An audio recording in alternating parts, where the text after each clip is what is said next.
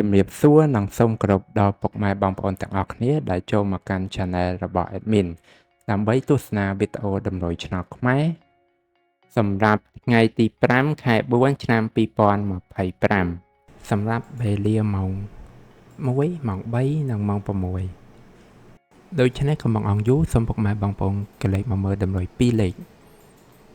តម្រុយ2លេខ Admin គឺមានលេខ10លេខ12លេខ41និង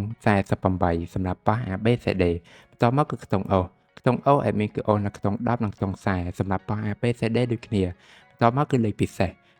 Admin គឺមានលេខ356គុណ285គុណនិង168គុណដែលលេខទាំងអស់នេះសុទ្ធសឹងតែជាលេខដែលមានសង្ឃឹមថានឹងចេញខ្ពស់សម្រាប់ថ្ងៃនេះអរគុណពុកម៉ែបងប្អូនទាំងអស់គ្នាដែលបានទស្សនាវីដេអូនេះពីដើមរហូតដល់ចប់ក៏ជូនពរពុកម៉ែបងប្អូនទាំងអស់គ្នាធ្វើការសងសំណាននៅថ្ងៃថ្មីទទួលបាននូវការហេងឆ្នះចំទាំងអស់គ្នាជាចុងក្រោយ Admin សូមពុកម៉ែបងប្អូនជួយ Like Subscribe និង Share ដើម្បីជាកម្លាំងចិត្តដល់ Admin ផងនិងដើម្បីពុកម៉ែបងប្អូនទាំងអស់គ្នាទទួលបាននូវវីដេអូថ្មីបានឆាប់រហ័សផងដែរ